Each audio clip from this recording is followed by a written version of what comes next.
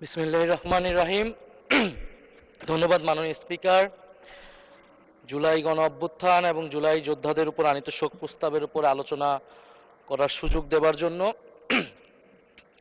আজকের দিনটি আমাদের জাতীয় জীবনে অনেক ঐতিহাসিক একটি দিন। ব্যক্তিগতভাবে আমার জীবনেও 2024 সালের 5ই আগস্ট তথা 36শে জুলাই শাহবাগ থেকে ছাত্র জনতার মিছিল নিয়ে আমি এবং আমার সহযোদ্ধারা এই জাতীয় সংসদের প্রাঙ্গণে আমরা এসেছিলাম। ছাত্র জনতাকে সাথে নিয়ে ফ্যাসিস্ট মুক্ত করেছিলাম এই মহান জাতীয় সংসদকে। সেই দিন আমাদের ভূমিকা ছিল বৈপ্লবিক।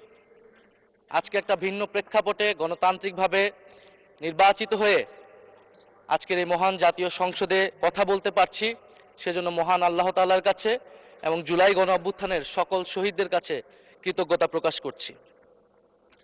মাননীয় স্পিকার, হাজারো শহীদের রক্ত মারানো আর অসংখ্য আহত পঙ্গু দেশপ্রেমিকের সর্বস্ব ত্যাগ করা মহান গণ অভ্যুত্থানের ফসল এই সংসদের অভিভাবক হিসেবে নির্বাচিত হয়ে আপনাকে অভিনন্দন জানাচ্ছি।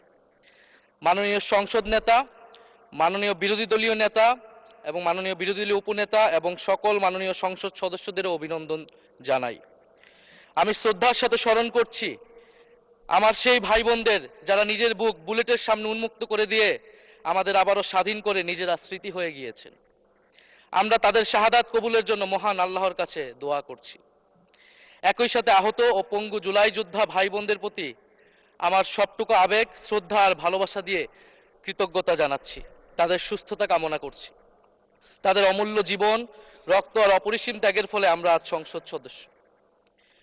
24-এর গণ অভ্যুত্থানের বৈষম্য বিরোধী ছাত্র আন্দোলনের নেতৃত্বে অংশ নিয়েছিল ছাত্র, শ্রমিক, কৃষক, শিক্ষক, অভিভাবক, সাংস্কৃতিক কর্মী, আলেম সমাজ, তরুণ সেনা অফিসার ও সৈনিকগণ ও প্রবাসী বাংলাদেশি ভাই ও বোনেরা। অভ্যুত্থানে গুরুত্বপূর্ণ ভূমিকা রেখেছে আমাদের নারী সমাজ, সামনে থেকে নেতৃত্ব দিয়েছে ও নির্যাতিত হয়েছে। আন্দোলনে প্রাইভেট বিশ্ববিদ্যালয়, মাদ্রাসা ও স্কুল কলেজের ছাত্রছাত্রীদের ভূমিকা ছিল তাৎপর্যপূর্ণ। গণ অভ্যুত্থানে ভ্যানগার্ডের ভূমিকা ছিল ফ্যাসিবাদ বিরোধী রাজনৈতিক দলের নেতাকর্মীরা।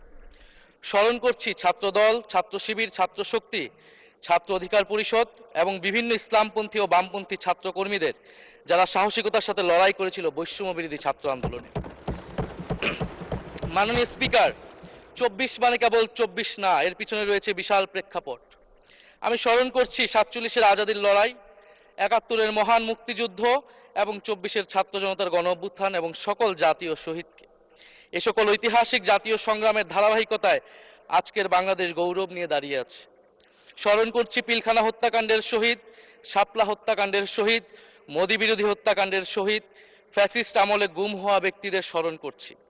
18 সালের কোটা সংস্কার আন্দোলন ও নিরাপদ সড়ক আন্দোলনে ছাত্র কিশোরদের অকুতোভয় সাহসকে স্মরণ করছি। স্মরণ করছি আমাদের ভাই শরীফ ওসমান হাদি, যিনি তার সাহসিকতার মাধ্যমে বাংলাদেশকে একটি ইনসাফ ভিত্তিক বাংলাদেশ হিসেবে গড়ে তুলতে চেয়েছিলেন। তিনি আর আমাদের সাথে নাই। আমরা ওসমান হাদি ভাইকে স্মরণ করছি। শহীদ আবরার ফাহাদ ও শহীদ ফেলানী খাতুনকে স্মরণ করছি, যারা ভারতীয় আধিপত্যবাদের বিরুদ্ধে লড়াই করে বাংলাদেশকে আজকের এই জায়গায় নিয়ে এসেছে। 24-এর ছাত্র জনতার গণ অভ্যুত্থানে মাঠের নেতৃত্বের একেবারে সামনে থাকার কারণে আজকের দিনটি আমার জন্য একই সাথে আবেগের, কষ্টের ও আনন্দের। আমাদের সংগ্রামের সাথী শহীদ আবু সাইদ, শহীদ মুগ্ধ, শহীদ ওয়াসিম, 4 বছরের শিশু আহাদ, 6 বছরের শিশু রিয়া গোপ সহ প্রায় 150 শিশু শহীদ। মাননীয় স্পিকার, পুলিশের এপিসি থেকে ফেলে দেওয়া শহীদ ইয়ামিন, সাভারের আশুলিয়ায় ভ্যানের উপরে জীবন্ত অবস্থায় আগুনে পুড়িয়ে মারা কিশোর শহীদ সজল সহ অগণিত মানুষের স্মৃতি আমাকে প্রচন্ডভাবে নাড়া দিচ্ছে। মাননীয় স্পিকার, আপনি মাননীয় সংসদ নেতা, বিরোধী দলীয় নেতা সহ সংসদের সকল সদস্য এবং আপনার মাধ্যমে দেশবাসীর উদ্দেশ্যে আরো স্মরণ করিয়ে দিতে চাই মাকে উদ্দেশ্য করে লেখা চিঠি 10ম শ্রেণীর ছাত্র শহীদ আনাসের, যিনি বলেছিলেন, একটি প্রতিবন্ধী কিশোর, 7 বছরের বাচ্চা, ল্যাংড়া মানুষ যদি সংগ্রামে নামতে পারে তাহলে আমি কেন বসে থাকবো ঘরে? একদিন তো মরতেই হবে, তাই মৃত্যুর ভয় করে স্বার্থপরের মতো ঘরে বসে না থেকে সংগ্রামে নেমে গুলি খেয়ে বীরের মতো মৃত্যু অধিক শ্রেষ্ঠ। যে অন্যের জন্য নিজের জীবন বিলিয়ে দেয় সেই প্রকৃত মানুষ। আমি যদি বেঁচে না ফিরি তবে কষ্ট পেও না, গর্বিত হয়েও জীবনের প্রতিটি ভুলের জন্য ক্ষমা চাই। আনাস তার মাকে এই চিঠি লিখে রাস্তায় নেমে গিয়েছিলেন, শহীদ হয়েছিলেন মাননীয় স্পিকার, যাদের আত্মত্যাগের কারণে আজকে আমরা এখানে বসে কথা বলতে পারছি। মাননীয় স্পিকার, জুলাই গণঅভ্যুত্থানের সাথে জড়িয়ে আছে দেশনেত্রী বেগম খালেদা জিয়ার সংগ্রাম ও তার আত্মত্যাগ। ওনার সংগ্রাম অনুপ্রাণিত করেছিল বাংলাদেশের তরুণ সমাজকে আত্মত্যাগ করতে, আত্মহুতি দিতে গণ অভ্যুত্থানে। আমরা আজকে তাকে শ্রদ্ধার সাথে স্মরণ করছি।